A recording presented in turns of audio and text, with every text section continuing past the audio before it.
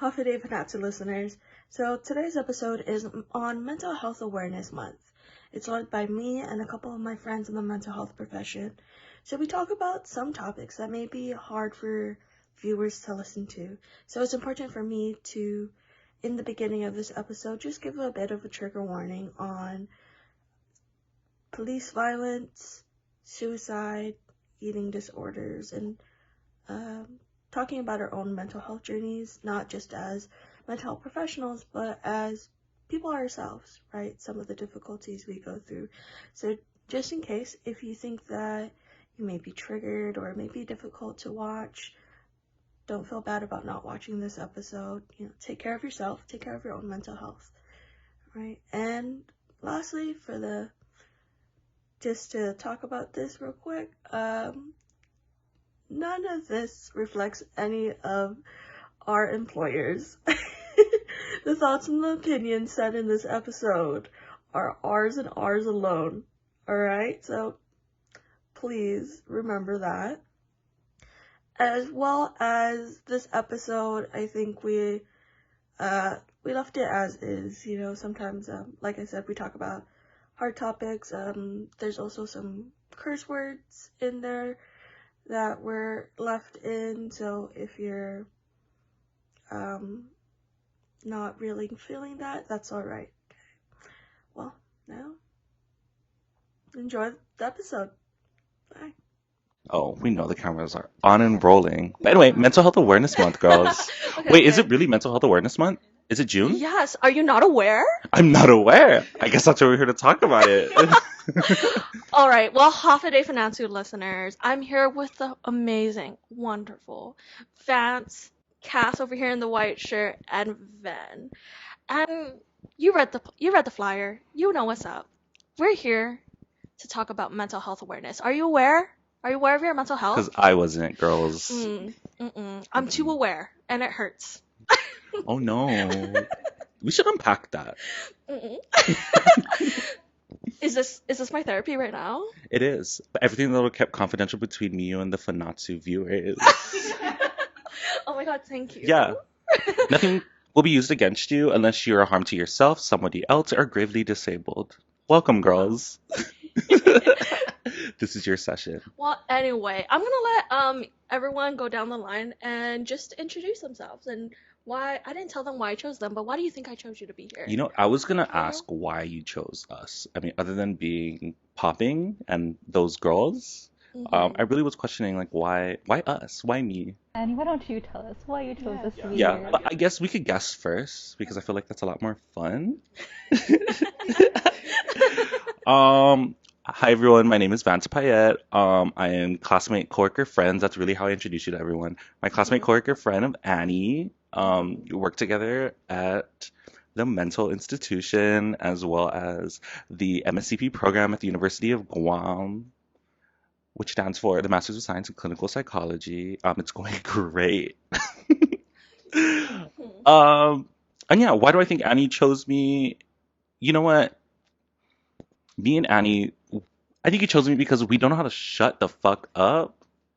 Like, we could just spend hours talking about, we have actually, and I think we've talked about this before, like, our superpower is the ability to continuously talk about absolutely nothing. To keep going. Just Honestly, to keep going, just rambling. You know what? Let me get you in on a fun fact. The last episode of Fanatsu, the one for Nicole, love her. Thank you for being on the podcast. That was an hour. The full episode was 2 hours long. I cut it down because we did not stop. The only reason we stopped was because the sun was setting. We were losing light, and I was like, "Girl, we gotta move." So yeah, okay, moving on. Cass. Hi everyone. So my name is Kassidee, and I'm gonna bite Vance. I'm also Annie's classmate, coworker, friend. I'm Guam Behavioral, but we're also classmates in the Micronesian Studies program. Biba. Biba. And I don't know why Annie chose me to be. I guess I have mental health. I can be aware sometimes. I can talk. You can do it. I'm aware sometimes. Talking for sure. Can do that. Definitely able to, as I'm doing now. I Okay. would hope so, girl. Hmm? She'd be gravely disabled if she couldn't.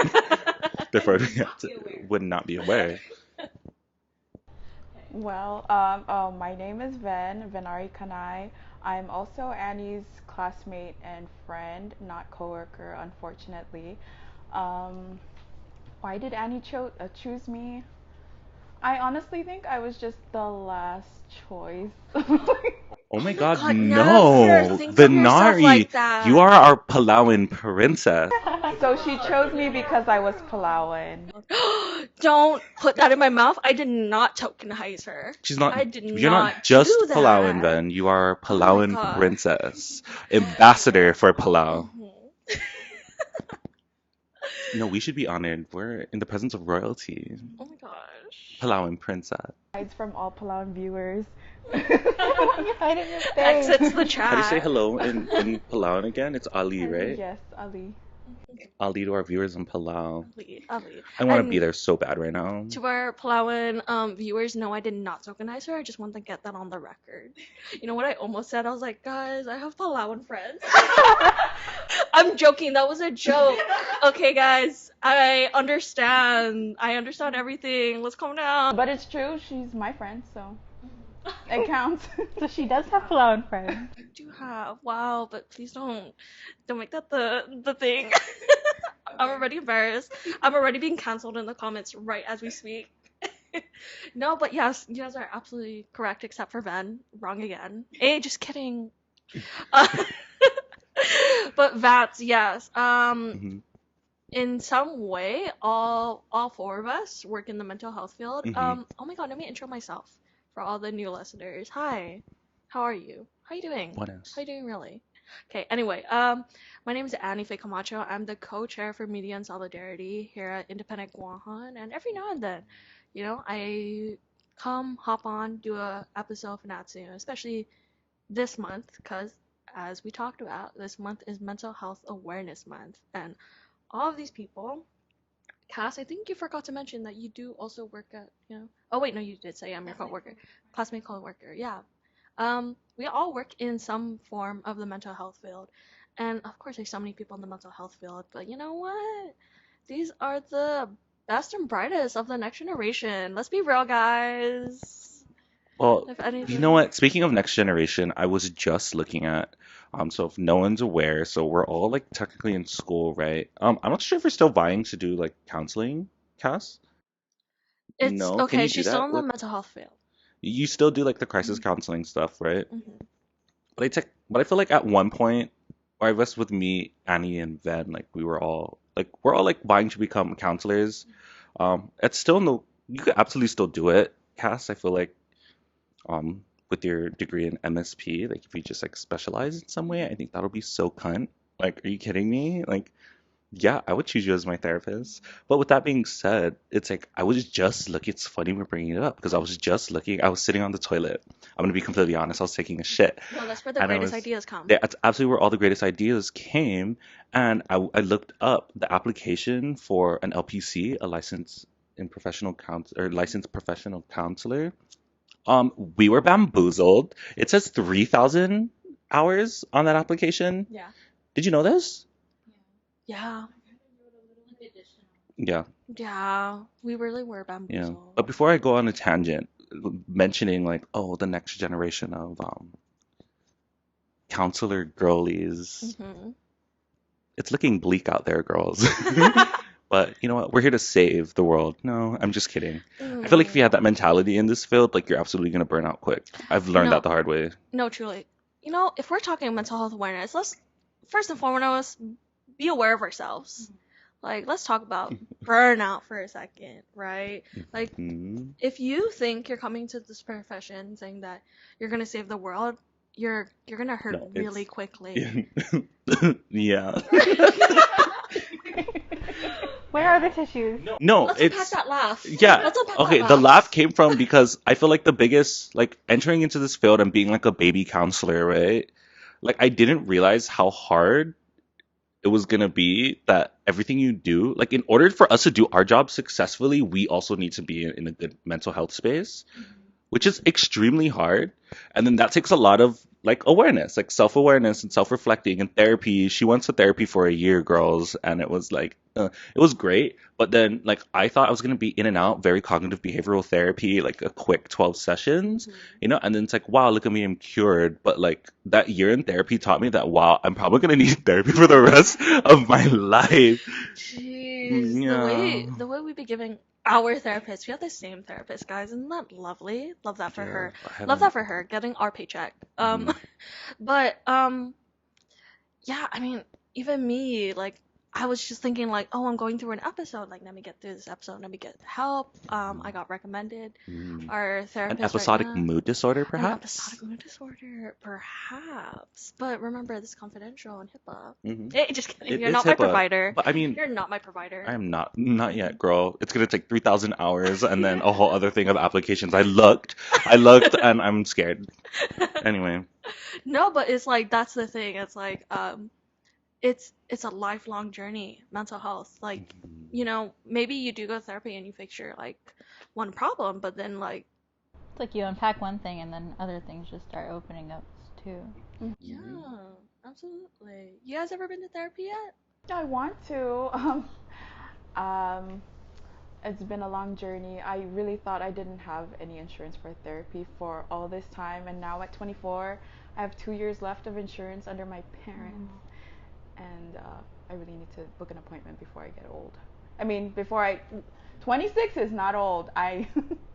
That's something that was really hard to learn also. But yeah, I have a lot of time, or little time left for therapy with my It insurance. is really hard though. Like I feel like that's another like sad reality of like mental health on Guam. I feel like it's only recently where we started to break the stigma of like therapy and stuff, even though it's still very prolific like in our communities. But it's so hard to find not just a therapist, but a therapist who has openings. Yeah, that's true. Starting is so hard, and not just like one getting over the mental barrier of like pursuing it, but then also getting called back. Please call me back. This is a direct message to So all the therapists LPCs, that all did the not licensed answer professionals their out there, emails. like help our girl Kassidee out, get that appointment. That's the sad part. Now imagine not having insurance. It's even more of a roadblock, right? What do you guys think about obviously we're in like the therapy profession, but how do you feel about therapy before you kind of got into the profession, before you started learning, versus like how you see it now and how other people may see therapy? That's a great question, Annie Faye. Thank you. That's why I'm here. I know. You should start a podcast. I know. It's kind of like my calling eventually. No, it's not. Oh God. Anyone want to answer that first? Well, that's a hard question because that's a mindset from a long time ago. How about what do you think about now versus how you think other people feel? Oh, how I think about therapy now. I think it's something that's important for everybody, regardless of where your mental health is at or what stage it's at right now. And I think most people think it's only for people who have severe mental disorders or, stuff like that. Yeah, but it's really good for everybody. Yeah, it should be like the doctor's checkup. No, I absolutely agree with you, Van. Like, I feel like before, like, yeah, it was like, no, you only need therapy if, like, something bad is going on, or, like, if, like, you're really, like, shit's going down. But no, I feel like everyone could use therapy, and I wish more people knew that. I wish we had more access to it. I wish people treated their mental health the same way they did their physical health. Like, like I feel like mental health also needs to it needs to be preventative as well. But at the same time, it's like physical health. I don't know, especially I don't know about you guys, but like especially among like Chamorros wait until like the absolute worst to go to the doctor, the regular doctor. So like, how are they gonna approach? So it's like, why expect them to take they don't even really take mental health. We don't, as a community, don't really take mental health that seriously. Just health, period. Yeah, it's still very taboo, which is sad.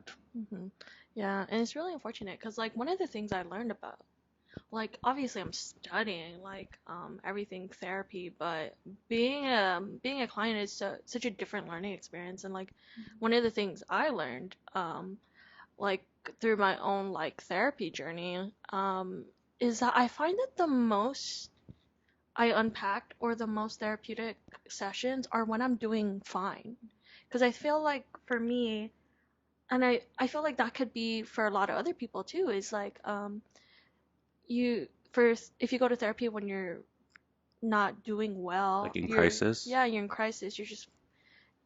You're trying to handle the crisis, but maybe you have your own like mental blocks or coping mechanisms that you're stuck in. And for me, yeah, I do have my own like unhealthy coping mechanisms that don't work so well. But when I'm okay, I find that like I like learn so much more about myself that makes it a lot healthier when I do get into like bad mental states. And it's like that's why it's so important to realize that like no, don't just go when you're down there. Go when you're even go when you're doing well, so that when you do, if you do happen to like get into a bad state, like Yeah. you can build the skill, build the The knowledge, resiliency. the resiliency. Word of the day. The power of play, girls. You remember that book? Not But the you know, power Annie, of I do want to comment play. because you're absolutely right, and I feel like what it is that if you're too busy trying to figure out and solve a crisis, that's not really allowing you time to heal, right? Solving the problems and getting through the crisis is only the first step. Like solving your problems isn't going to heal you. Like you have to find a way to heal.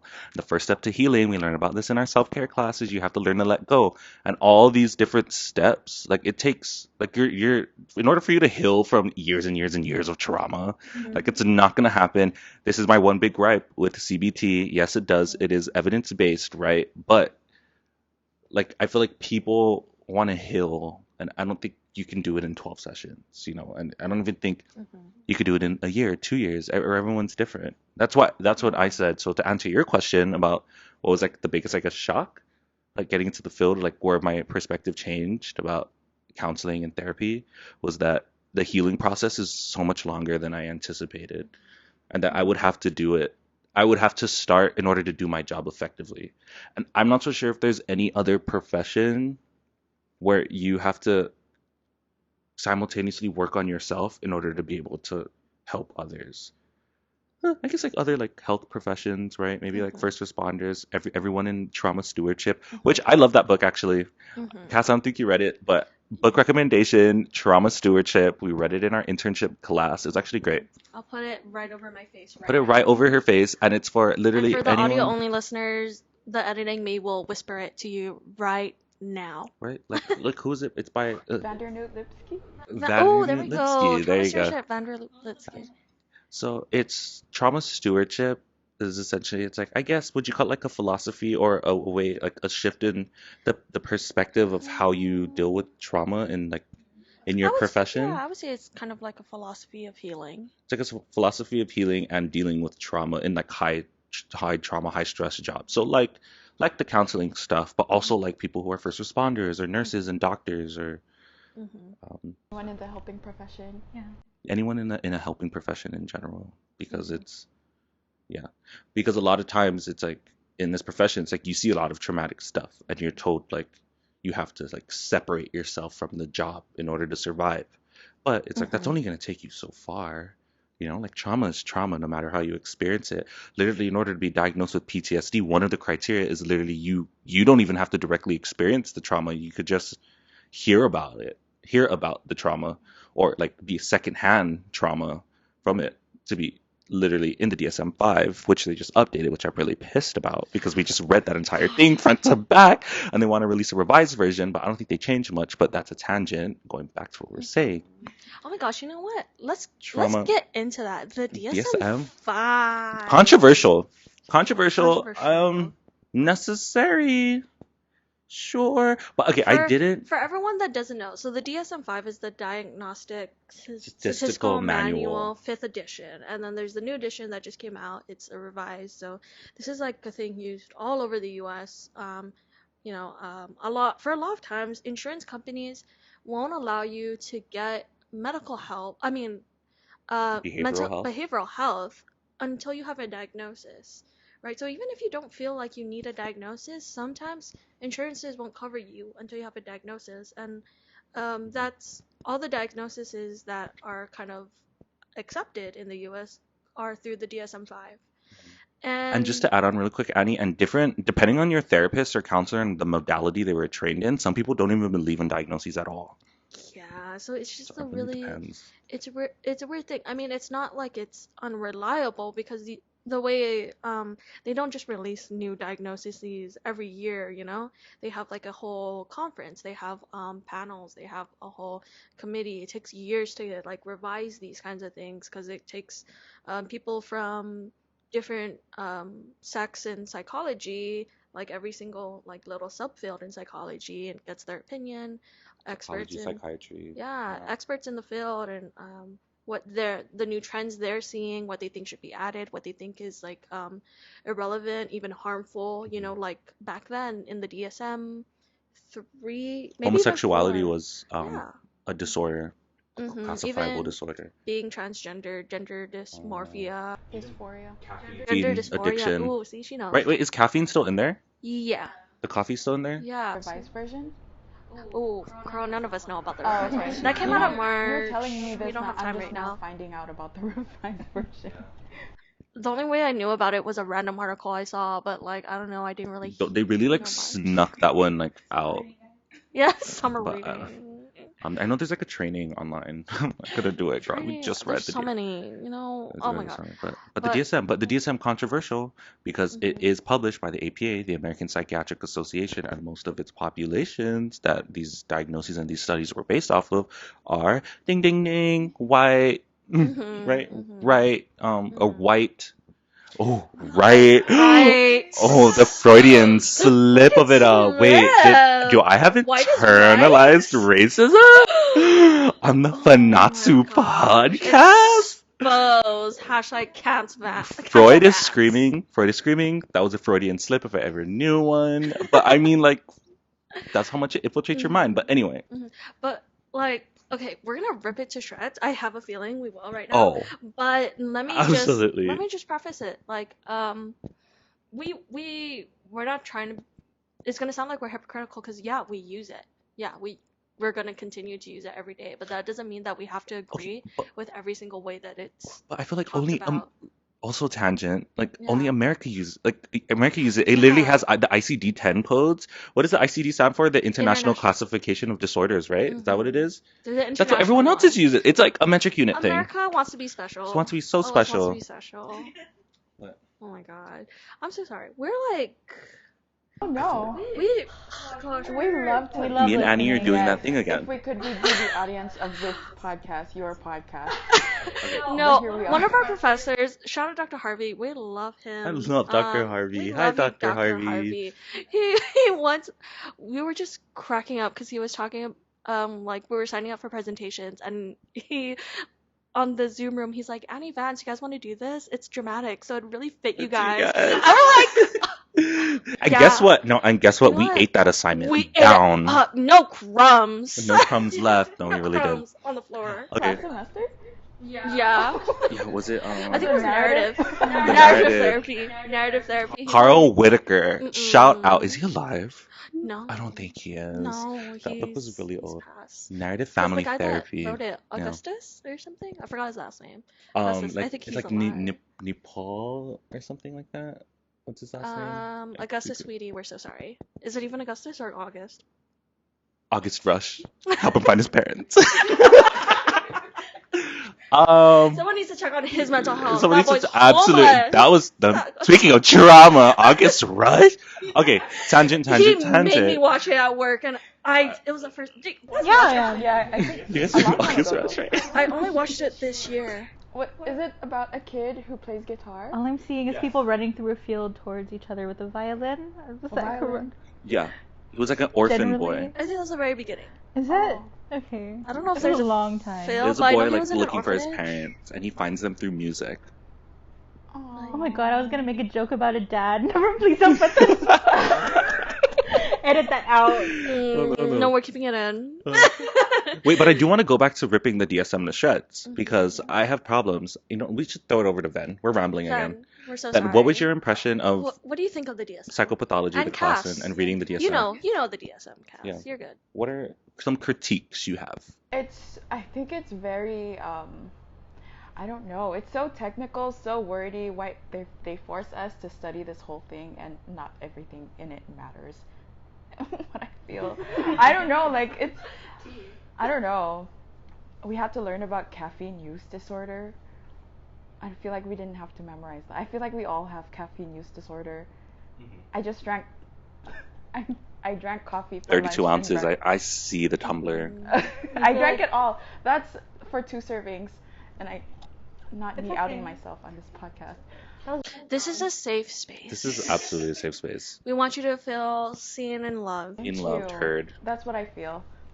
But validated. honestly, I don't know how I feel about the DSM. I feel like I need to learn more about it.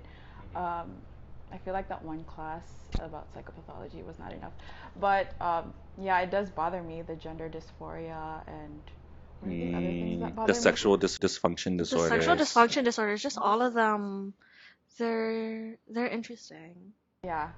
Interesting to learn about, but not interesting to diagnose. Yeah, it's just hard because it's just like there's that one diagnosis in the DSM. I forgot what it's. Do you have your DSM? I think I give it to Dell. Man, if I had the To let her DSM, borrow. Or actually, we're gonna take a quick break and I'm gonna go check upstairs if I have the DSM. Okay, 1 second.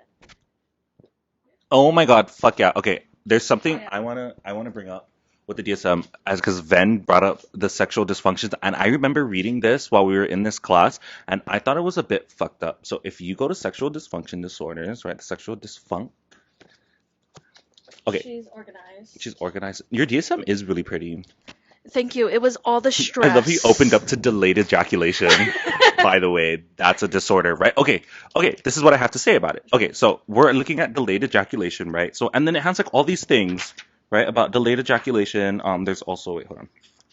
Also here at the front, where it lists all of it, right? Right, erectile disorder, right, which has all these criteria, and then there's female orgasmic disorder, female sexual interest / arousal disorder, or Why are those disorders? yeah, they're in the Right? sexual Is it dysfunction. disorder? Or is it just a dysfunction of the partner? Yeah, male hypoactive sexual See. disorder. But what I wanted to say was, this was the biggest thing that I've noticed. So you have like erectile dysfunction. So it's like, okay, the criteria for delayed ejaculation is like half the page. Erectile disorder is like half the page, right? Female orgasmic disorder is a fourth of the page, literally has nothing to do with anything. I didn't even notice. Did you not notice this? I recognized this when we were reading this. Is that when they have an issue orgasming? Yeah. Is that a word? So female orgasmic disorder is the presence of either the following symptoms and experience on almost all or all occasions of sexual activity: marked delay in, marked infrequency of, or absence of orgasm, marked reduced intensity of orgasmic sensation. Yeah, it's like, okay, yeah, the girls out there, I mean, I'm not a girl, I'll let you guys speak, but what are your thoughts? Wait, so the classification is shorter than the erectile dysfunction? Pretty much, or it's just easier to get. I think it's easier to get, if I'm not mistaken. Diagnosed. Symptoms and criteria persisted a minimum duration of approximately See, this 6 is just one of months. those things, right? So it's like, So so it's like gender. unnecessary and a misunderstanding of experience or like actual human female experience. I don't know. I just think a lot of the diagnoses in the DSM contribute to like over-diagnosing. Mm-hmm. Did you guys take the? I feel like we were classmates in that class, the women and gender Yeah. undergrad with Dr. We Andrea Santos. oh Oh, we three. We all think yeah. Oh, Was because Vance- we were. I think- Remember Medcody Femoral? Oh my god, I forgot. That's Psych of Women. yes, that's the. Oh, it was also called a women and gender class. Yes, I remember. But in that class, I think we watched, or I just probably learned it on my own. I'm not sure, but we might have learned that women only recently learned how to orgasm in the 1900s. Is that allowed to? Are we allowed to talk about that? Hey, Wait, what? we're talking about it medically. We're fine. And even if it wasn't medically, you know what? It's an important topic. It No. shouldn't be tabooed. No, it really You shouldn't. know, it shouldn't. Like female sexual interest / arousal disorder, like Oh, a lack see, of I a have- significantly reduced sexual arousal in women. So- Like, is that really a disorder? Okay, see, Like- I had a problem with that one too because it's just like it's kind of like the same thing with gender dysphoria. It's invalidating, right? Because there is asexuality. So it's Mhm. like I know that the DSM says that has to be clinically like Mhm. there's Yeah, there I mean, is like it's more wording critical that towards makes it, women. I like- feel like, and Yeah, some of it just doesn't make sense. yeah, there is like verbiage in the DSM that's like it has to be clinically distressing, but at the same time it's just like sometimes like back in the day, I think still to this day, honestly, these mental disorders were used against people so much. But yeah, man, gosh, we were just talking about something. LGBTQ rights, we could literally go there too, like gender dysphoria. Like, should we read out the criteria for gender dysphoria? Because the fact that that's, like, I feel like that's super invalidating to trans people too, right? And I feel like, if I'm not mistaken, in certain states or in certain countries, in order to go through with gender reassignment surgery, you have to get cleared by a psychologist, right? Yeah. It has to say, like, yeah, you do have gender dysphoria. But like, the world is like moving so quick, and I'll never forget like when we first started psychology in freshman year, Dr. Smith's intro to psych class, right? The one thing I always take from that class, the intro class, was that psychology evolves like with society, with the changes in society, and I feel like change is so slow, and I feel like we do see change happening, but it's like when it comes to stuff like this, it's like a lot of it is concerning. And it's gonna have to change, and I'm hopeful that it is gonna change, especially with like the gender dysphoria stuff. Like, that's really a disorder. I don't know, that just doesn't sit right with me. Like, I can't tell you why it's not right. It's like one of those things where it's like, I don't know if this is racist, but it doesn't feel right type moments, right? It's like, I don't know how I feel about that, but something about it doesn't feel right. And it's just creepy to think that it was like, what, probably like a bunch of like privileged, no offense, white men sitting around the table talking about people's gender dysphoria and how it's like bad. Yeah, it's like people who don't understand. Absolutely. Like, who is on these boards like making these sexual dysfunctions? Like, I want to know, but I'm like 90% sure that it was probably a bunch of highly educated, privileged men, if not white men, who are here talking about something that is like trans rights, and it matters. Trans rights matters. Trans rights matters. Because you know what? This episode comes out this weekend. Yeah, this weekend. And you know what month is next month? June, bitch. And everyone knows what June is. June 1st, the day every corporation suddenly becomes a rainbow. Hey, Slay Queen, boss the house down boots. Hey, girl queen pussy boss.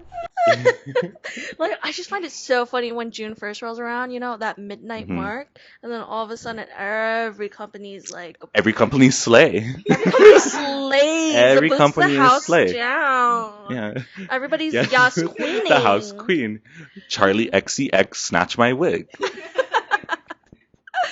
It's just so funny, but it's just, whatever. But anyway, I feel like we could talk about like... Oh, I could talk about this DSM like for days. Ever. But I think I want to get into talking about kind of where just the state of the island from our perspective. Of course, this is our perspective, so take this however way you want to, but we all work in different kind of sections of mental health. So I work with Cass right now in we're crisis counselors at Guam Behavioral, and then I also work at Vance at another job. So we work with can we say what we work? I would rather not. Yeah, I guess all I will say is we work with the youth with severe like behavioral issues. Yeah, we do groups and individual family therapies for kids. And then Van works at Penang Suicide Prevention Program.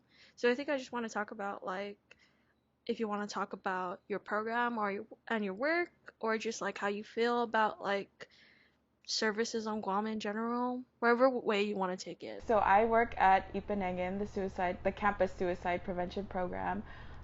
Mainly we just try to educate the UOG community and the Guam community in general about suicide and how we can prevent it, what are the warning signs.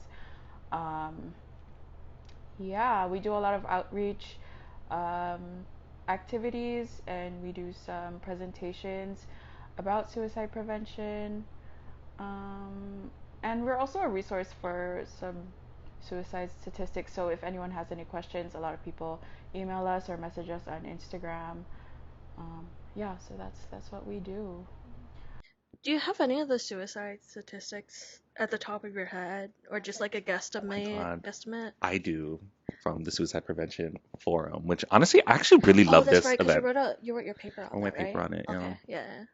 You wanna tell us? Want to tell the class? Unless Ven wanted to share, but it's only because I wrote a paper on this, and honestly I could pull it out if you want me to get it right. Yeah. Yeah. Oh Go shoot! for it. I paused. Resume. Hold on. Watch this. Watch this. And actually, I did also help my friend Bo write a paper. So he's in the MPA program doing what's it called? Public masters in public administration. Mhm. And I helped him write a paper because he had to he was I guess for his policy class he had to write a policy, and I told him it'd be great if you wrote your policy on like something mental healthy, you know. Yeah. And he wrote about how Guam lacks a mobile emergency response program. So like on the crisis hotline, like if someone calls, it's like we have to dispatch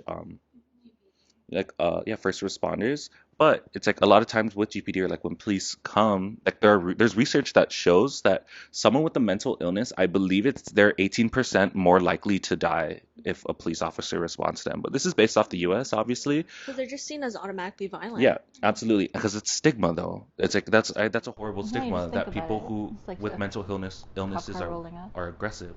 A lot of times they're not, you know. It's like if you know how to de-escalate people with mental illness, that it shouldn't be a problem.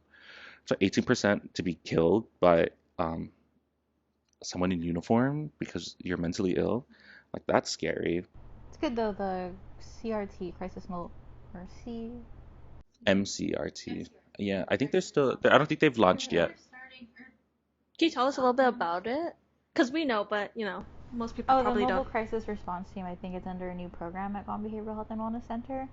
You know, we're not representing Guam Behavioral Health and Wellness Yeah, Center in any yeah. way, but this is just general knowledge. These thoughts and opinions are our own. Well, yeah, I think they're just starting up under a new program under Guam Behavioral, and it's basically to fulfill the need that Vance was just talking about, just people who are, I guess, trained in de-escalation, and who are less threats. Not to say that the police aren't doing But their best. but like when police show up, it is sort Yeah, of it's like invasive. stigmatized, Yeah, it's like it's invasive. Like the last thing someone needs when they're going Like, through how a are you mental gonna health feel if, crisis like, is the police, a police right? car just drives up to the Yeah. and like people are paying attention, Yeah, as opposed to to someone who comes like a counselor. yeah You can come to check you. just to check in on you, see it's a wellness Bonus check. Yeah. Yeah. Oh, but I found those statistics. So according to there's a few. So according to the Center for Disease Control and Prevention, suicide is death caused by injuring oneself with intent to die. A suicide attempt is when someone harms themselves with any intent to end their life, but they do not die as a result of their actions. So that's an attempt. And then a recent study on Guam's age-adjusted suicide rate is twice the national average, with 30 per 1,000, compared to the United States, which is 13.5 per 100,000. And it has been estimated that for every completed suicide, there are 8 unsuccessful suicide attempts. So yeah, that's the statistics off the top of that I see here.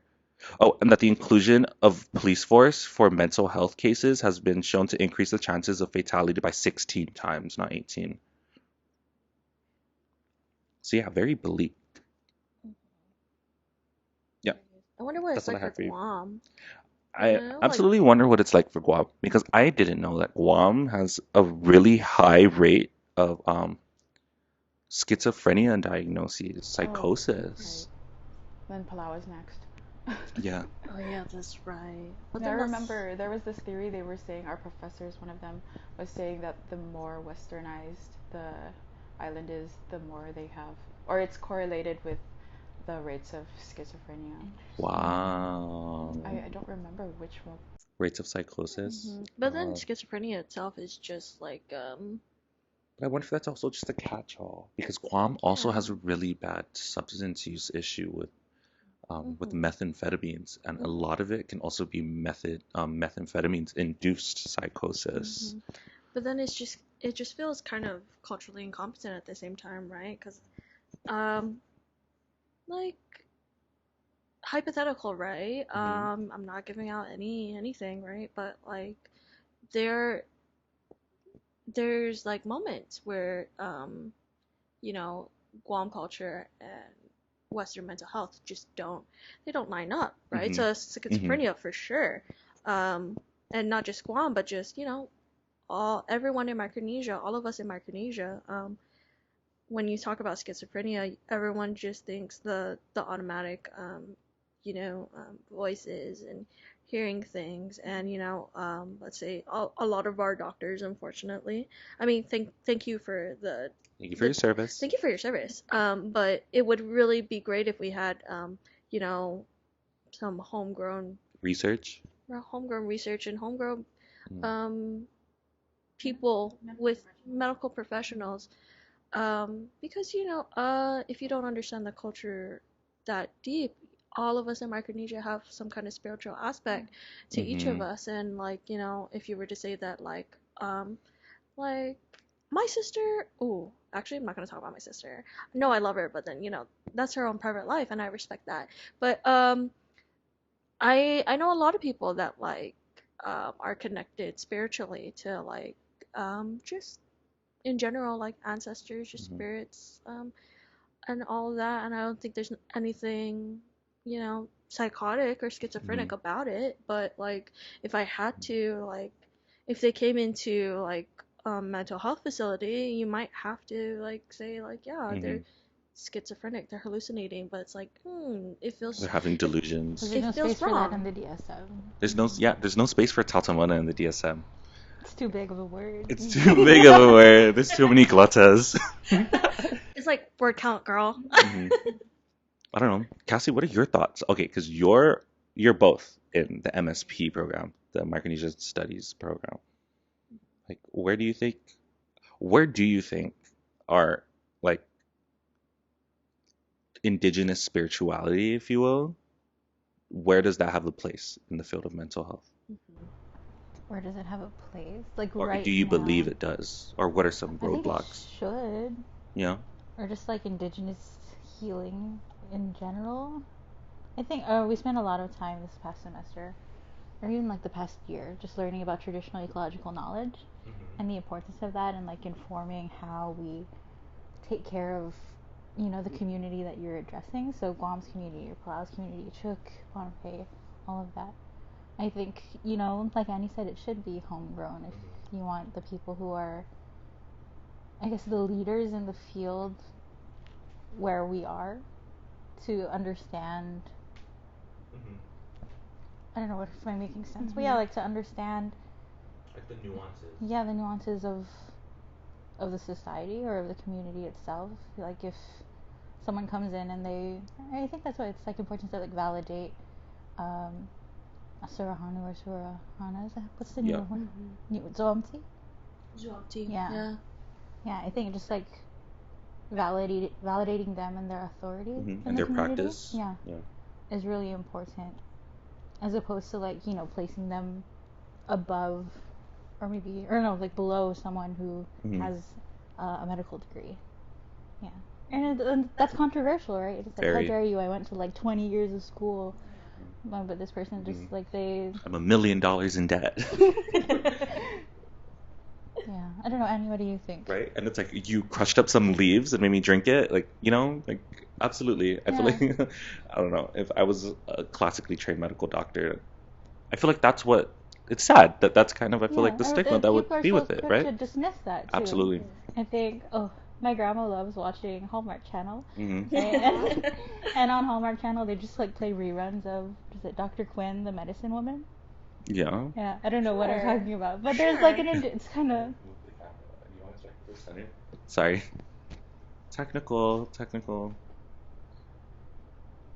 Well, I've never seen this show. What is? I don't know. I just like watch it in passing whenever like I was sitting down. What's it called again? Dr. Quinn, the medicine woman, and it's like woman, and it's set in like I don't even know what day and age, but when they were still cowboys and Indians. Ooh. The thing. Controversial. Did you say Indian? Indians. You That's mean what they called them. That's what they Anyway, doesn't make it right. in You the mean show, the she Native was- Americans? the- The natives, capital the N? natives, capital N, but they call them Indians, and it's super, super racist. I think the show's from like the 80s or something. Mhm. But the Oh, episode. what a that I- racist year. The height. Oh, the height of racism. Mhm. Because racism It was didn't invented exist in the 80s. 80s. Yeah, it didn't I can't exist believe before the amount that. of shows they were produced, if not the 80s and the 70s. Like, the amount of shows they were... I'm tangenting. Yeah. Sorry. That's what this whole podcast We run an was. MSc, a mental status exam. Speech tangential. That's really an Oriented option. time, place, and- Oriented to time, place situation. Okay, anyway, yes. Okay. What happened? The what episode? The episode that I caught You yesterday. misperson. So, the doctor, she's a woman. That was controversial in itself. In the 80s? Yeah. No, There were A woman? a woman doctor in the 80s. Is this science They fiction? let her into school? Exactly. We're acting, all our parents are pissed at us right I now. know. I'm like, the 80s wasn't so long ago. I'm so sorry to all my aunties, uncles, and everyone that was I alive know. in the 80s. So the basic thing is that I guess the town that they lived in is near an Indian reservation. Reservation, and so like there's like she has close ties with that community, and like they taught her some of their indigenous knowledge and like the healing and stuff. Ooh. So she She We culturally already know. appropriated? so she like She there Palo was- Santo. there was I don't even know where I'm going with this. Anyway, she used like the treatment like this I think like an herbal tea or something Uh-huh. on a baby she was treating. And then the baby died. And then the parents like sued her to take away her medical license. But guess it wasn't because of the herbal tea, and they were trying to blame it on that. Uh-huh. Yeah, I think where I was going with that is it's like so quick to dismiss or be like, oh yeah, it's poison. What do they know? But Mhm. it's like worked for years and Mhm. years and years. And Yeah. I think the whole point of traditional ecological knowledge, especially with like healthcare, is that it's based through trial and error. An error of like Like, thousands of years. It's like why would they use it if it Right? didn't I work? know. Like, when did like modern medicine start being like an actual field? Yeah. Like a few hundred years ago? Wow, sweetie. Mhm. Good job. Traditional medicine is older than America. There you go. Than the literal modern America, I should say. But just because it wasn't made by, like, I don't want to know, Made a right in a- person. Oh, Yeah. a right person. A right person in a lab. Right. In a lab, and it's not connected to big pharma. Yeah. Mm. Which, I started watching The Pharmacist on Netflix last night. Have you guys I heard? don't know, but I love the tea It on the pharmacy. explores the opioid crisis in America. Oh, the family? Or just It's the like a crisis in general? docu-series. It's just in general because I think there was this dad. I actually fell asleep through half of it because I was like up really late. But from what I gathered was that there's this dad. He lost his son to I think overdose by opioids, and then like he like went on a huge rampage to expose big pharma and the opioid crisis, which is really fucked because doctors were incentivized, Mm-hmm. right? It's like because medicine is a business, right? And Yeah. America is what's it? Capitalist? Capitalist society, right? Runs on Dunkin'. Right? It's a capitalist society. And doctors and providers, healthcare providers were incentivized like when like these opioids were like coming out, like the Percocets, the Xanaxes of the world, to market their product to sell, and doctors and providers got commission for like spreading these opioids around the country like candy, right? And then that's like the root of the like our opioid crisis. And then what's even more fucked up, so naloxone is the antidote to an opioid overdose. Like, guess who sells that too? The big pharma companies. So it's like they're both the cause. It's like they're like profiting both ways. Like, it's so unethical. It's so sick. It's sick and Big pharma, if you're twisted. listening to me, you're sick. We should go back to the Indian Indian way of things. The The Indians would have Indian never have did way. this. That baby was a one-off. No, And the whole reason why the baby The Native died Americans, was because of I'm the sorry. bottle that they were using, that they were selling in the local store or whatever. Like it trapped all of the bacteria. It with was the milk. dirty. It was dirty. Oh. Was it with the right people and bacteria? Like they just Them and bacteria. It really feel like that. I really feel like that. like But- come on, the bubonic plague, dramatic. No. Oh my Yeah. God. Oh, and why was Mm. what is Say it. the other name for bubonic plague? The Black Death. Mm-hmm. I have a problem with that. I have a Wording- problem with wording that. matters. Wording matters. Lexicon matters.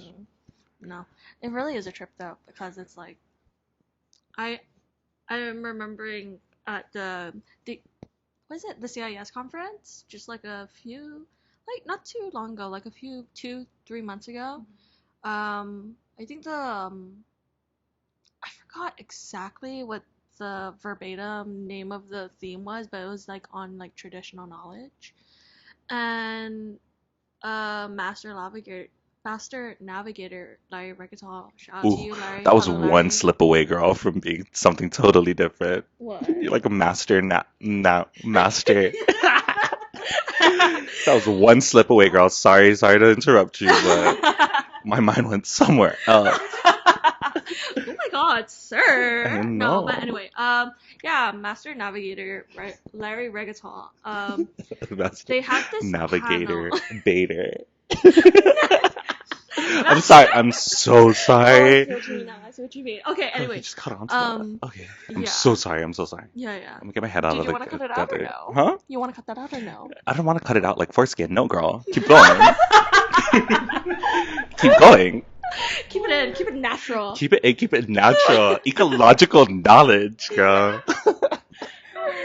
Anyway, there was the very first panel of that conference, right, was Island Wisdom, and it had like a bunch of great people on it, but there was just this one point where Larry was talking about the conference's sustainability, and he was just like, we have nothing to learn from the Western world because we were sustainable, and it's like, if anything, we've been sustainable for thousands of years. If anything, they should look at us to learn about this, not us looking to them. And I'm like, Absolutely. No, absolutely. And it goes to the same mindset. I just wonder, I don't know, it's just, there's so many Western systems put in place for mental health and how to get better and all these other things, and we always gotta wonder what's working. Like, I think we're doing a great job at in all our mental health facilities. I think we're doing the best we can. With the resources we have. Yeah, with the resources we have. Which is very limited. But that doesn't mean that there can't be an improvement, right? So I think it'd be great to. This is like a dream, of course, because this would be really hard, but it would be to like reevaluate all the therapy systems. But that we believe in the evidence-based, right? And no one's, which I have a problem with. I know, like evidence-based. The idea of like, evidence-based treatments and modalities, right? Because that, with the Zooopti, right, and all that stuff, like, yeah, I mean, no one's writing research papers on them, but that doesn't mean that they're wrong, right? Just because they don't have a journal article to their name doesn't mean they're wrong. But something that also supersedes something like cultural or spirituality or the human spirit, like how are you ever gonna quantify that, right? Like you absolutely can't. Therefore, like by nature, these things aren't suited to be studied by Western science and the Western idea of what science is. And then by extension, to say that in our treatment modalities, it has to be evidence-based, like totally disregards like that side of culture. Like it's never gonna be evidence-based, and it's like, does that make it wrong if it's actually helping people, which it has been? Like it's evidence informed, and I'll never forget talking about this. And what's so hypocritical is that a lot of modalities like within this field aren't even evidence-based either. They're evidence informed as well. But like once you throw culture into it, like the right people think the brown people are wrong. I think it's so fucked up. It's super fucked up. And then evidence informed or evidence based triggered me. Honestly, we're very triggered. We're very traumatized. But you know what? Let's try to switch gears right now and let's talk about bettering mental health. And let's just talk about ourselves. I love that. As if we weren't talking about positive ourselves psychology. Your favorite. Oh God, I have a question about this. Since we talked about decolonization, I was wondering, how has decolonization helped your mental health? Like decolonizing your mind. I'm gonna let you guys. Cass. We'll start with Cass. I've been rambling, but I definitely have an answer to this. How has decolonization helped me with my mental health? Or maybe just your perspective. I think it feels like a very Miss America answer that I'm not Miss America. No, it's the internalized, colonized mind. Decolonize your mind. I haven't been decolonized. Thank you so much for that Question? That's a great question. So, world peace. No, but truly, like, it doesn't, like, Yeah. even, what's your Miss America answer? I'm like thinking too hard about it. Your But Miss Pacificana my Miss answer. Pacificana. Anna. Since we were just talking about. We were just talking about drag names. Yeah. Mine, on the topic of mental health, she is anorexia. Please welcome to the stage, anorexia nervosa. And I am Bella Mia Nervosa, House of Nervosa. Anyway, sorry, girl. No one drag us We for keep- that, I know, I'm alright? sorry. Okay, Come on, that was good. Come on. Shut up, that was good. Come on. But please, anyway, we're not trying to make fun of we just just the interrupted disorder. Kassidee and her Miss America answer, her Miss Pacificana Vance, you answer. go first. I want to like think about That. You want to think about it? Let her sit. I'll start off by saying, this might be a bit tangential, but I was supposed to go to college for undergrad in Hawaii. I was supposed to leave island. Like I didn't care, like because in high school, so I went to Catholic high school, right? And you don't really learn much. I mean, they did have a Guam history class, but like you weren't really like centered around like Micronesian studies or, you know what I mean? Because it was college prep, right? College prep in the American sense of what that means. And yeah, I was so ready to like up and get out of this island, right? Like I did not want to stay here or go to the University of Guam. Like I thought, you know, like I still had that mentality that success meant not here, right? And that a quality education was not here. And I feel like that's a lot. That's a perspective that a lot of young people, and not just young people, but it's been prolific in our community for generations. That you know, white is right, America is better, right? And that you can't receive anything of quality here. And I definitely had that mindset. But then one thing led to another, and I did end up staying here for college, right? Like for both my undergrad and my grad school. And I can honestly say I do not regret it one bit. Like, fuck off to all those people who are like swimming in debt. Like, couldn't be me. Like, you know, the tuition at University of Guam, like, it's fairly affordable compared to like what our counterparts are paying for the exact same degree in like the States. But it was like, and B, it's like I feel like going to the University of Guam and staying here and learning about like decolonization and like our rights. I'm saddened that it took me to get to a higher education to learn about my history, like not America's history and not the history that was chosen and picked out for us because that's what college applications were looking for, but the history that actually matters and pertains to me. It's sad that I had to wait until not that I wait, I had to be worthy enough of higher education because even education is a privilege in and of itself. And I was very privileged to have gone to a private school, but not even at this private school was I learning about complex topics like decolonization. That was never a conversation we had. You know, it was never something that we were taught. We were never taught about, you know, like what that means to me as a brown person, as a, you know, as an indigenous person on Guam. I had to wait till going to the University of Guam, and I'm so grateful for my experience at the University of Guam. And I swear to, and this isn't an ad to go for the University of Guam, but it's like you would have. There's nowhere else in the world that you would have learned about these topics, but here at our local universities, at our local institutions, right? Like, because I wanted to go to school in Hawaii, and they're dealing with their own. They have their own battles over there, you know. So shout out to the Hawaiians. Y'all keep fighting, you know. But No, I don't regret staying here because it's so. To answer your question in short, like how's decolonizing? I was radicalized by the University of Guam. Let me put it that way. I was radicalized by Queen Kelly Marsh, Queen right? Kelly Marsh. Hi, Yes, I know. Absolutely. Her Guam history class, like, absolutely, like, changed my perspective on everything about what I thought about what it meant to be anything. Like, you know, like mind blowing, mind shattering. And that's why I ultimately decided, you know, to stay for grad school here too. Because nowhere else, especially in this field, are we gonna like focus back what we're learning to our people, you know, where it matters. So No, I have this like so similar thought on that because I wanted to go California. You know, want to be that fine, California fresh, girl, fierce. You know, got it she on got it on lock. lock. No, and I got like a good scholarship. But you know what's a greater scholarship? Merit. Merit, Merit. absolutely. Love merit. Shout out to the Merit Scholars. Still doing that service credit, but thank you. Samesies. Thank you. Still waiting on my VOE. Come on, girl. Collection didn't want to make me register for summer classes because I got a hold on my account. Like, sending me that VOE. Yeah, but like I went to UOG and I truly don't regret it. I mean, like I think you know, there's this thing with people that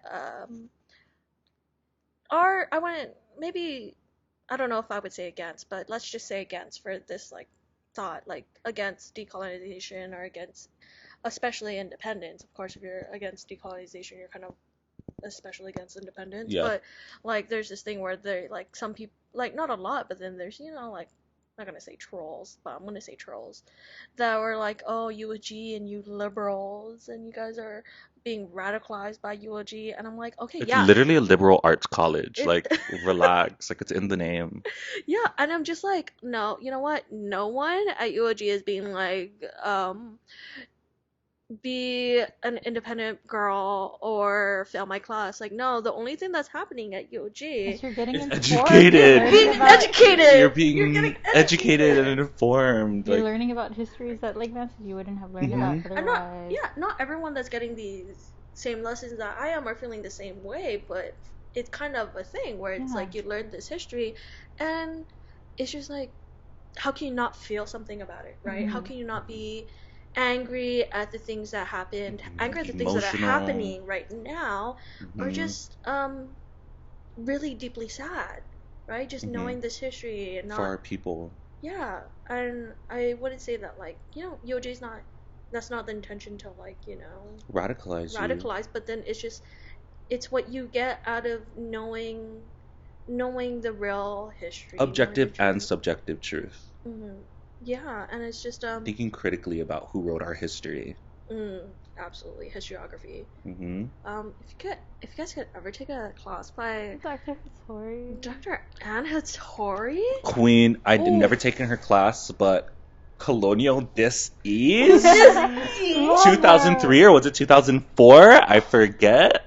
But iconic. Dr. Hattori, if you're listening to this, Shout out to my thesis chair. live, laugh, love for that. That I was gagged over just the title, and honestly, that her whole and the entirety. And if you guys know what we're talking about, was it her like dissertation? Was colonial disease? Was it just like a publication she made, or was it like her dissertation? It was a research thing she did. Yeah, It it was was like publication, it I was like a think. publication she released, and it was titled "Colonial Dis-ease." And come on, I want to sit down with Dr. Tori and ask her who came up with that name, girl, because That was life changing. It's like Bars. just highly recommend. Bars for sure. Absolutely. Oh, also, while we're here on the subject, other books that read that kind of also changed my life are "What We Bury at Night" by Julian Oh, Uggen. Shout out to in Julian general. Uggen. Yeah. Julian again. In general, for sure. I would love to hear you guys. What are some books? Because we read some really good books. I mean, yeah, like we have to do like a lot of reading, like in our programs, but like some of them, like this was damn good. They Like pop I'm living off. for this. Were there Pop any off. like readings or articles or books that like really stood out to you? I'm sure there You were a studied? lot. I just don't Remember off the top of your head? We just have to What, read yeah. a lot, guys. We really do. I think I talked about it in this one class that I had with Annie the semester that just passed, or that just ended. It was oh my god, Transplanted Law in Micronesia. Oh, Understanding yeah. Law in Micronesia by Brian Tamanaha. And like he was a district attorney in district attorney general. Assistant attorney general in Yap, and he wrote about like his experience and kind of like how basically American government and American law just kind of gets dropped into Micronesia, into the FSM, and just like does it work? And that's like the reason why there's like so much like stigma around criminalization and all of that. And yeah, I think that one really not changed my perspective, but it really opened up doors to how I look at government. But in general, I was really like radicalized by that point. But kind of to just jump off what you were saying, I think my specific kind of answer was going to be that decolonization really makes you feel a lot more empowered. right? Absolutely. Did you guys Not watch really. Everything Everywhere All Oh at my Once? god, did I ever? How dare you bring? I watched it twice and I cried like a little bitch felt both everything times. everywhere all at Oh, once. did you hear that visceral reaction that came out of our bodies? When we Yes, just we have to sprung up. oh my god. I'm gonna cry again. Generational trauma. Oh my Oh god. my god. If you guys have mother issues, Find my happy generational place, trauma, find my if you're happy place. Asian, if you're just struggling, if you're lost, If you're queer, honestly, if you're just anything, if you're a human if being, you're just anything, everywhere, human all at being. Did you once. watch it? Yes. oh Ugh. god, we're so sorry. Sorry. That really came out. That really came out of us. Great But movie. it was a great movie. But after the movie, like when my friends and I were kind of recuperating from the Yeah, debriefing. Having a debrief from that movie. I needed a debrief. like it really kind of messes with your mind because you think all of the what ifs, and so it came down to like what was a critical point in time where you feel like if you made a different decision you'd be a completely different person. I hate that question. And I really like identify with what you guys said because I feel like instead of California, I wanted to go to Colombia. I was like either Colombia, I wanted to go to New York, Colombia. Speaking of pageants. or I wanted to go to school in Texas. I wanted to go to Baylor. That's a Baylor Christian College? university. Yeah. No, really though. Baylor. Anyway, Shout out to Wow. Baylor. I thought you wanted to go to Brigham Young University in Salt Lake City, Oh, no Utah. way. LSU. But like I feel BYU, like if Ohio. I went that direction and I didn't stay in Guam, Uh-huh. I would still be like totally like have that crazy colonial mentality because I had that. know. I was Yeah. like most of my family's in the military, and you get preached that whole idea that you The know benefits, the benefits privileges. and like you know what Which, will yeah. we be without like that support, that federal support without America? Mhm. And like there's like But some notice it's always financial, it's always economical, Yeah. it's always monetary. because you know it's like it's sort Capitalism. of a reality. It's an ugly reality that we have to deal with, but it's not like the full reality, Mm-hmm. and it's very disempowering. Yeah. Mm-hmm. Yeah. I think we've all just had the amazing privilege of higher education, and I think that's one of the things that really makes me sad is that like it's a small percentage of people going to UOG because it's a high privilege to be able to get higher education. But I think that's why that's why we try to do our best with like things with Fanatsu or Independent Guahan is like there's so much that we wish people would know, right? Educated on. There's so much things that I don't know, just be like just think like how should you be had to common memorize knowledge. the U.S. president, or just how like you had to memorize state capitals. Mhm. Like how many people can list the islands right above them? You Really know? though, no, I really can't. though. I actually still can't to this day, but I we're not can't gonna talk either. about that. It's kind of a shame. Like It's once really we shameful. what's past Saipan, no idea. Yeah. That's not even Mog. that's not even the top. There's one right above. Wait. Okay. I would love It's to like throw. 3. Is it not Mog? Isn't it? There's something above Mog, isn't there? I don't know. See, the fact that we See? can't, no one Can't can even? even Embarrassing. say. But like that's the thing. But yeah, that's the thing. I really hope I hope you listeners feel that way, that like through not just Fanatsu, but there's so many different forms of media out there. Mm-hmm. We're not the only podcast. There's like also just so many great podcasts. Deep Pacific Pod, Mm-hmm. Memoir Specifica. Her. There's just not just podcasts, but Instagrams and just a lot of organizations that really try to educate, make these things more accessible. But on that topic, like if you guys ever wanted to, if there's a specific topic you guys wanted to know about, like let us know, let it be known, and we would love to accommodate and teach. And you know what, it's another great space to learn. Our Patreon. Oh my God! Wait, you have a The Patreon? plug. Let me just plug that in. Yes, we do have a Patreon. Wow, what's your Patreon? Oh my gosh, patreon.com/Fanatsu. I hope that's correct. I'm pretty sure. Wow. That's Wow, where like okay.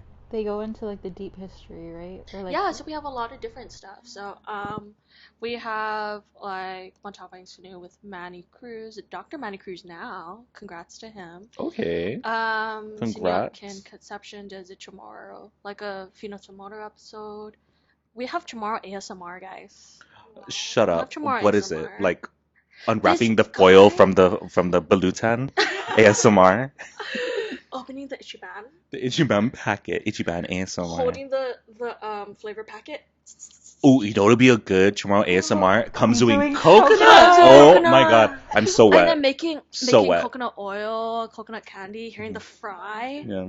Everything Okay, fried. before we move on and talk about this ASMR, I would love if we could throw it over to our Palauan princess. I swear to God, I'm not trying to tokenize you, sister. I'm so sorry. I'm not a But princess. Yeah. but like, so you were born and raised in Palau, right? And it's Mhm. like, I feel like we all kind of share this similar history. Like, is anything what we're saying about like here on Guam, like relate to like you and your experience, and in what way? Relate to most of everything that you guys are saying, except language wise, I don't really understand everything. Uh-huh. But food, I think most of our food is very similar. We also eat Ichiban ramen, and we have coconut candy, coconut oil. Well, because you guys like you guys are your own. You guys are your own girls, like you know. Yes, Listen, got Like, that. okay, I don't know much. Oddity. Like disclaimer, I don't know much about like Palauan politics or history or political status, but Oh, they fought what so is? hard for Ooh, but that. I do remember Fought so reading hard. about like like what's it like not wanting nuclear Denuclearization. the denuclear Yeah. Oh, yeah. That was denuclearization. pretty iconic too. Yeah. Yeah, because like people died, right? Yeah, there was a really big controversy over it. There were fires, marches. Uh, Someone, did I- someone get shot too? I heard this rumor that the U.S. government was paying people to Start kill. conflict. Yeah, either kill other people or Yeah. start conflict. I wouldn't put that past the It's U.S. just a rumor. I'm government. not especially saying for it's nuclear fact. weapons. Yeah, The things they Mhm. do. I don't know what kind of issues does Palau face, like Mental health wise, Oh. yeah. mental health wise, or even that you're aware from your experience. Well, I really feel there's not enough resources in Palau for mental health. I know some people who have received services from the behavioral health division in Palau. I think they're doing the best that they can, but so far most people are just being prescribed meds for things like depression, when I think like they could be, if there were more resources, they could be getting CBT, DBT, a lot of other. Talk therapies. Yeah, there's no talk therapy. I think maybe the reason is they don't have enough people to give talk therapy, and they only have maybe a psychiatrist to prescribe meds. Yeah, but from what I know, there's a lot of people my age that are majoring in psychology. I have no idea if they're planning to become counselors, but I feel like there's hope for the future that there are going to be more counselors in Palau. Yeah. What is the rate of people, like, is there brain drain in Palau, like people leaving to get educated and like never coming back? Yeah, I'm scared that I don't want to say that. I almost became one of them. I feel like eventually I'll go back, but I don't know. I feel like this program is going to take a long time, and I don't know, like building my career, it'll take a while outside of Palau before I can go back. I think that's the same case for most people who travel outside for education. They have a lot of things that they want to build on, to work on themselves, and also because the environment is so different, they have more resources, and I don't know, they're just experiencing new things. You know, when you're stuck in one place and Yeah. you Yeah. see the same things, when you go outside, you experience so many other different things, and you learn a lot of things. Yeah, novelty is exciting. Yeah, so I can't really blame people for leaving. I'm one of them, but also I guess I could see that Palau needs a lot more people to stay and or to go back to build society. But we experience like the same issues of decolonization that Guam probably does, maybe in different ways.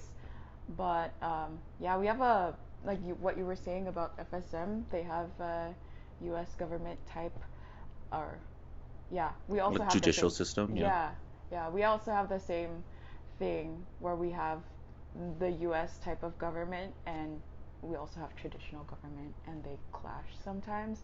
And it's supposed to be that the traditional government It's like supersedes superior. it. Yeah. Okay. Yeah, and I don't know. I think it's a little bit controversial.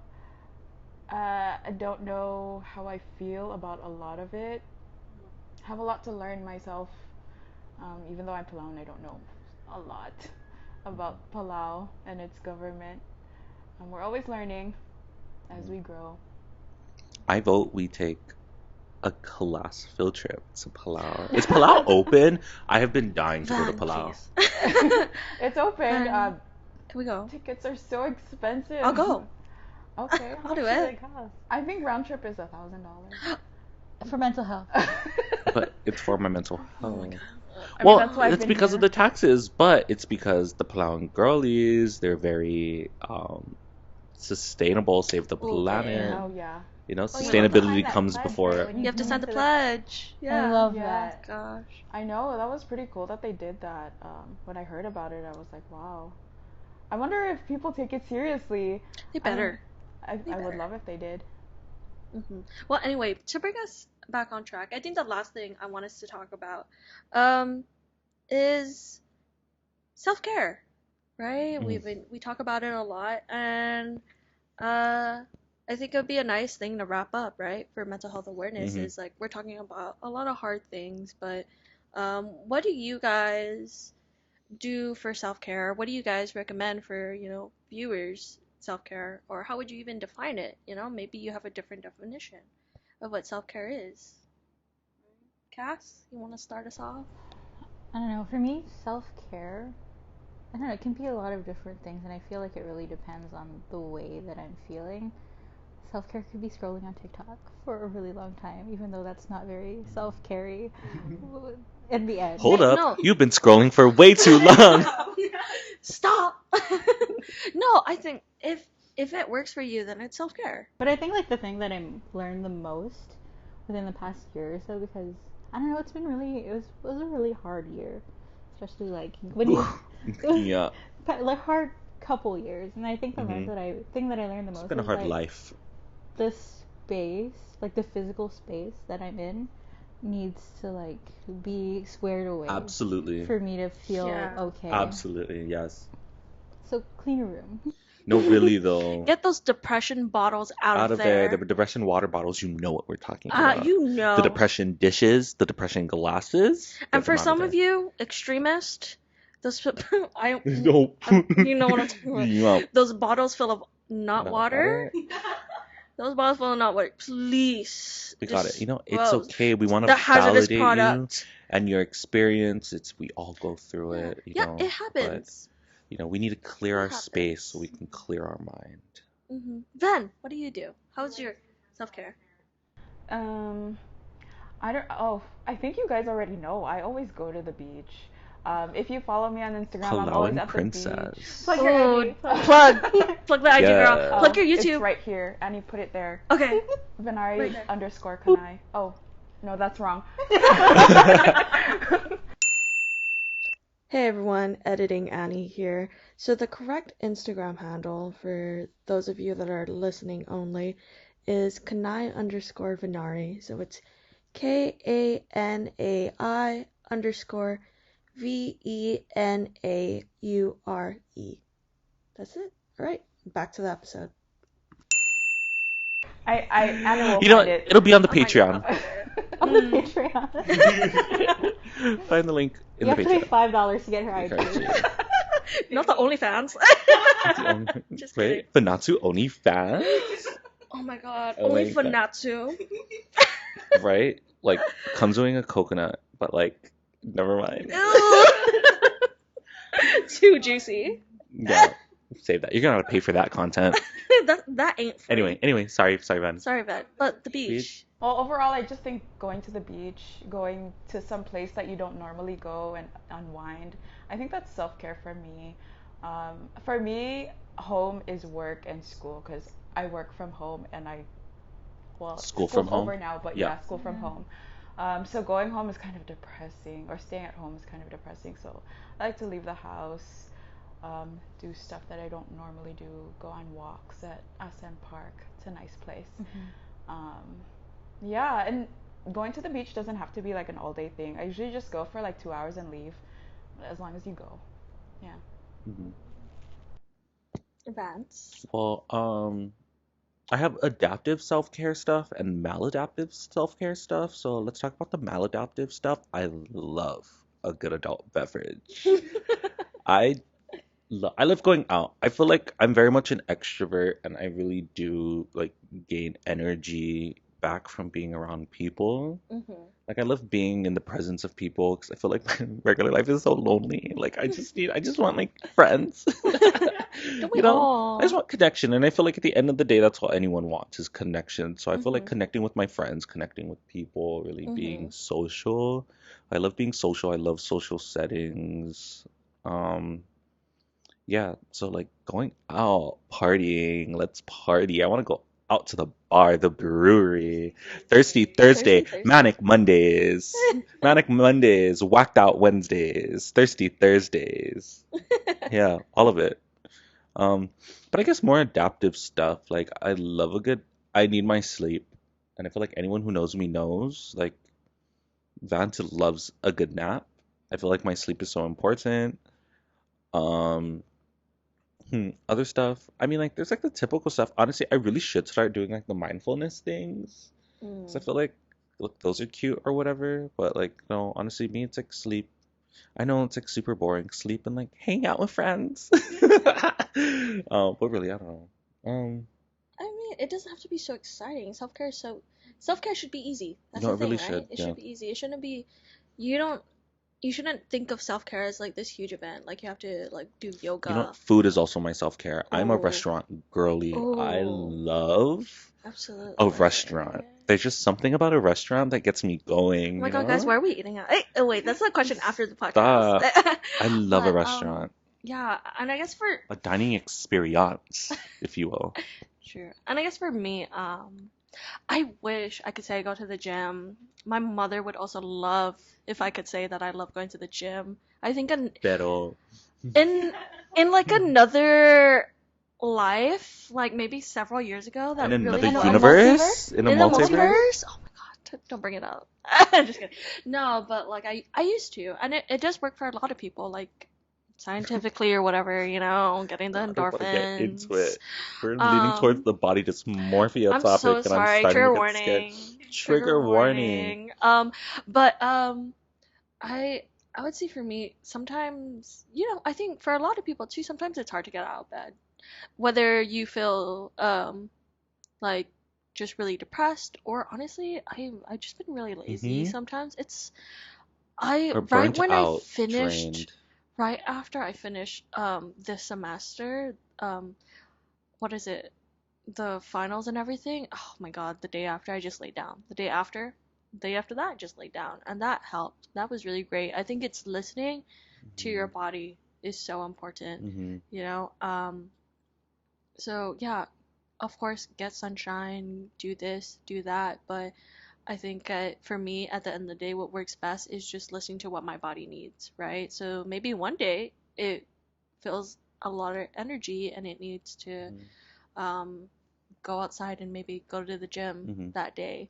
But other times, like, I don't have to put so much energy just to feel good, you know? I think feeling good could just be reading a good book. I'm not trying to be like, not like other girls or anything, but like, you know, like reading a book or playing a video game. I love mindless entertainment. Oh my gosh, There you I'm a go. Sims girly. Oh. That knows love what Sims. Sims. That's the one. Speaking of a multiverse, That's the multiverse. how about a universe I created? Oh Yeah. my god, the storylines I create, honestly, In which you are God. And it's so funny, like being I like can't say it. being I in can't higher say it education. online. being in higher education. It's like when it comes to my free time, I want it to be like empty head, no thoughts. Yeah. Oh, You know? the less I think, the better. Better. Balance. That's It's like, balance. I've been using my brain all day. God. Like I just want to shut it off. Yeah. That's why did you guys catch up with the new Kardashians? Kardashian series on Hulu? I Love. haven't. But you know what? Let's just diversify this. Have you guys watched The Blank Empire? I love Blank Empire. Wait, okay, it came up on my recommended. Should No, I? Yes. Yes. Absolutely. Because Did you Ling start the Ling, second you season forgot your yet? bling I bling. finished. Oh, Which, by the way, okay. that movie was so problematic. We just rewatched The Hot Chick. Ling Ling, you forgot your bling bling. That was problematic. So problematic. It was problematic. So I think they say that. Oh my god, it's just so. It's a But great movie, but I think we just gotta understand the time that it came time in. that You it know, came in, just so bad. um, But anyway, no. So Bling Empire, it's a recommend. Yeah, Yeah, I'm gonna add it to my watch list. like- It's like- very head empty. It's like, I feel like it's better than Sunset, but what is it called? Sunset Boulevard or Selling Selling Sunset. Sunset. Selling Selling Sunset. I haven't watched that one I yet. watch a lot of reality TV. But yes, I think I just want to go around the couch and ask if you guys have any final thoughts for the episode. You know, any thoughts on mental health? Anything we talked about or anything we didn't talk about yet? Mhm. No, but I would like to preface that, and I feel like you can add this to the beginning. It's like we do not represent the institutions that we mention. These thoughts are solely our Oh, own. yeah. No, when we started talking, in my mind, I was like, I'm gonna Disclaimer. record a disclaimer for everything we've just said. Yeah, no, absolutely. We do not Oh, I represent. totally represent Dartmouth. Totally. Dartmouth. Oh yeah, for sure. Yeah, Ben totally Dartmouth represents is MTV. indigenous. Mhm. Oh my god, I'm wearing a Guam Behavioral shirt. I do not represent Guam Behavioral. I represent In any independent capacity. Guahan to a certain extent, Mhm. but I'm gonna say that these opinions of this podcast are Yeah. my own. We do not represent the University of Guam, any of her programs, or any of the programs we participate in. These thoughts are solely our own. But I don't think we said anything like too problematic. Yeah. Right people and Right people and the Indians and our Indians. Palauan princess, our tokenization of our Palauan friend. Tokenization. Don't tokenize. The more you say it, the more it sounds like, Hey, we have Palauan friends. Mhm. You have Palan friends and then it's just me. Mhm. No, like I Oh, love God. Micronesia. I'm sure you have more friends. Right? Oh my god. Yeah. Oh, actually, this is my final thought, and I'm gonna say it again and again. Guam is Micronesia, so all of you can suck my fucking ass. Tea? Truth. No Truth. problem. Anyway. Anyone? A final thought. Final thought?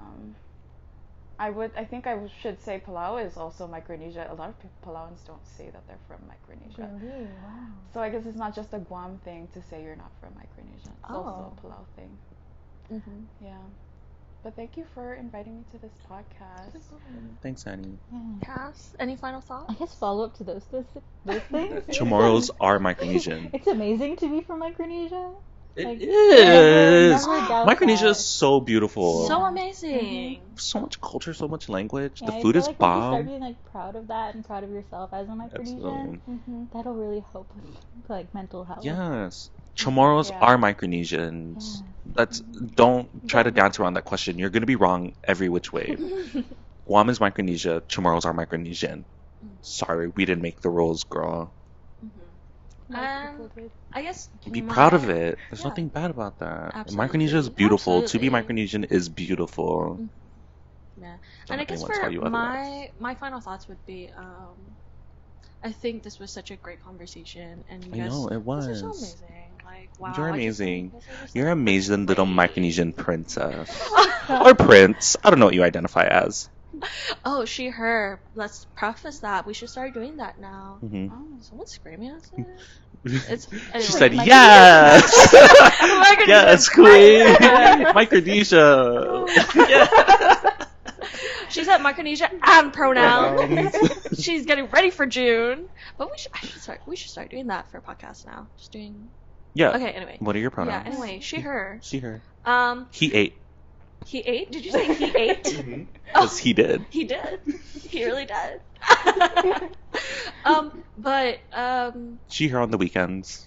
I can't every day. I can't every day. How about you? Palau Ann.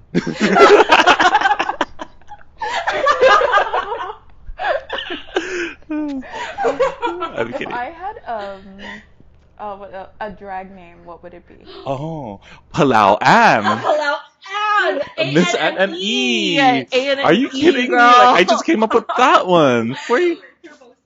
Oh, Palau and Nervosa. Nervosa. You could be House of part of our Nervosa. House of Nervosa. You could be part of Wow, us. straight off the dome. Love that. Right? Wow. Right off. I'm so good at Genius. this right Creative now. director. No, really, though. How about Kassidee? I don't know. You know, we're going to workshop it. We'll workshop it. But you could take Bella Mia Nervosa if you like. Oh, did we mention this? Our drag names? And yes, then you we could did. We just did, okay. yeah. But yes, everyone, you guys have all been great guests. Thanks, and I think, Annie. Well, thanks for having us. I'm really so honored to be here. oh, thank you. I think just final wrap up thought is just we've been talking about so many hard things, and I think it's just really a testament of from from so many different perspectives, like as mental health professionals, as students, as young adults, as Micronesians. I think we've given so much amazing perspective, and just I think we did our best here, being very truthful, right? So I think it's easy to talk about mental health as like, oh, you know, sunshine, rainbows, think better thoughts, be happy. But But it's so nuanced. Intersectionality exists. I think it's so important to like understand that, like, even as mental health professionals ourselves, like we're working in these kind of hard fields, and we see like a lot of problems. Like we ourselves have issues. We go to therapy. I've been going to therapy for years, and it's great, and it's a lifelong journey, and don't think that you're alone in any of this. Absolutely not. So many people are struggling. Absolutely. As you can tell from this podcast, we are absolutely struggling. Really clear, we're just figuring things out. Yeah, this was an hour and a half long therapy session, really. But we're all going through a hard time, so don't be ashamed of it. If you need mental health services, we have the crisis hotline. Crisis hotline 671-647-8833 or 647-8834 for the crisis hotline. If you're ever in a crisis, call. If you just need someone to talk to, call. 24-hour service. It doesn't matter if it's 7 2 days a week. a.m., girl. If it's 2 a.m., you're feeling sad. Share those 2 a.m. thoughts. Share those 2 a.m. thoughts. If you really need someone to talk to. And even Guam Behavioral, if you really think that you do need in-person services, you can always go in for an intake appointment, see if you can get paired with come see me. Yeah, intake You know, because we did talk about roadblocks to services, but we by no means are discouraging people from seeking those services, right? It's it's the harsh reality that yes, there are certain roadblocks, but but then little steps at a time. You know, it's not impossible. It seems hard in all forms, right? Emotionally, it's hard to. But it'll be so worth it. It's one of those things. It's an investment. So, we hope you guys learned something from this. Absolutely. We really hope that, we were able to talk about not just the realities of Guam, but show you that a lot of people struggle, and it's nothing to be ashamed of, and so many people get help, and there's nothing to be ashamed of either. And there are services for anyone out there looking, and yes, I think that's all. I have There's to say. literally a psychological term for thinking you're the only one going through things. It's plerastic ignorance. It's the phenomenon where people feel like they're the only ones going through something, which is wrong. Everyone's going through something. So it's not to invalidate or minimize your your feelings. But don't be shy. Even I'm talking about a lot of services, and I know it can be scary for a lot of people. As much as I think it'd be good for people to seek services, like we said, not just in crisis, when you are doing good. But that doesn't mean you always have to go to a therapist or a mental health professional. One thing we didn't really get to talk about is this thing called community care. I did like a whole sorry to bring academics into this again, but I did this whole research paper about the idea of community care, and it's just like how everyone needs self-care, but self-care is only half of what you need, right? like everyone needs to take a break, everyone needs a bubble bath, everyone needs to go for a run or do yoga, read a book, whatever it is, your self-care, but everyone also needs to feel connected to a community, right? So whatever the community it is you want to feel part of or that you are part of, Especially if you come from this part of the world, Oh, in yeah. this culture. Community is so And important. it's ingrained to in your DNA. us in Micronesia, we're a collectivist society, so I think that's even bigger important to have community care. So don't be afraid to reach out to people, let people in, and community care is not just letting people help you, but it's helping other people, right? Absolutely. Because especially for us, I would say that with our collectivist values and mindsets, helping others can also be considered a form of self-care, right? Because it just feels good to help family members, help friends for you internally, but then also just that feeling of being connected to a network and being connected to a community, being connected to support. family, Yeah. and understanding through that connection that when something happens to you, they'll be there for you, right? So Very family systems of very you. family systems. Thank you. Very Oh my gosh, systems I kind of like learn things or whatever. Yeah. She reads. She reads. She's well read. Sometimes she doesn't, but sometimes she does. She skims. She skims. If it's interesting skim, she reads harder. She skims faster. She reads the actual lines. But yes, that's it. That's all we have for her. She just mossy, everyone.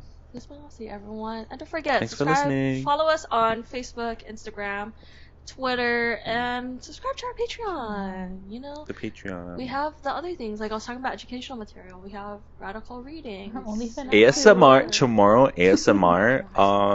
No, can I come on? Can I do this guy- ASMR? That guy that records it, his voice is. I'm gonna show you guys his voice. Okay, But it's can't wait. it's something. And if you want to hear that It's something, seductive. if you want to hear that something, subscribe. Subscribe. We have a lot of different tiers. Absolutely. It would help us a lot to help all the other creators making things for Fanatsu, but also, hey, maybe I could get a better mic. Yeah. No, just Buy kidding, that's local, so dumb. support local. Support local. Oh my god, support. Biba 1 Marianas, Biba 1 Micronesia. This is literally Biba. independent media. Absolutely. In its fullest. I'm just kidding. Biba But I'm also Independent. not. Biba Independent's Yes. gone. Yeah, thanks so much. So, bye guys. That was the Bye. end of the podcast. Till next time.